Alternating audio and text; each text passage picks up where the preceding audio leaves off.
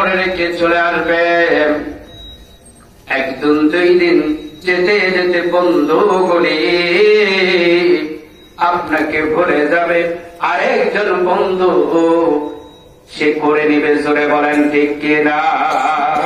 শুধু একজন, চিরজীবন শুধু একজন মনে রাখবে, তিনি হলেন গর্ভধারণী মা, জনম দুঃখিনী মা। জোরে বলেন ঠিক কিনা?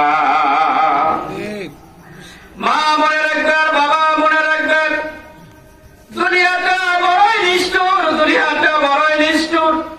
মা এবং বাবা হলো সবচেয়ে পৃথিবীর মধ্যে আমাদের আপনজন।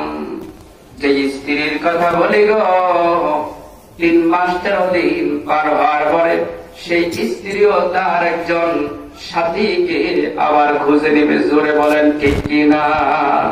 কিন্তু জনম দুঃখিনী মা আর বাবা ওই সন্তানকে ভুলে না। জোরে বলেন ঠিক কিনা? গতকালকে একটা লোক ট্রেনের মধ্যে মাথা দেয়া দুনিয়া থেকে বিদায় হয়ে গেছেন। কারণটা হলো তার 2টা ছেলে ছিল এবং 2টা মেয়ে ছিল।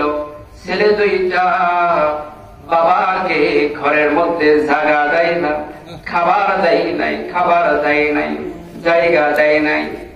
8 মাস আগে স্ত্রী দুনিয়া থেকে বিদায় হয়ে চলে গেল, খাবার তো দেয় নাই, দেয় নাই।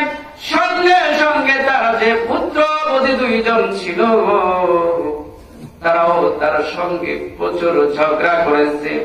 যখন দুপুরে ট্রেনের মধ্যে যখন সে মাথা দিয়েছে, সারা রাত অনাহারে ছিল, সারাদিন অনাহারে ছিল।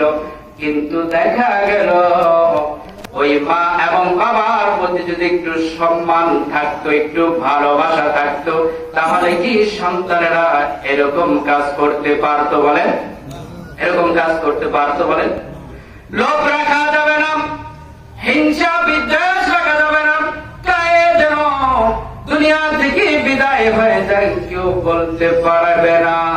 যদি আমরা পিতা মাতাকে যদি ভালোবাসি, পিতা মাতার যদি খেদমত না করি, কারণ হলো আমার রাসূল বলেছেন, মায়ের পায়ের নিচে সন্তানের বেশ সুবহানাল্লাহ বলে। মা বাবার মাধ্যমে তাদের দোয়ার ফসল এমনও হয়েছে, মা বাবার খেদমত আল্লাহর ওলি হয়ে গেছে। সুবহানাল্লাহ বলে, আর সুবহান বলে বলেন সুবহান।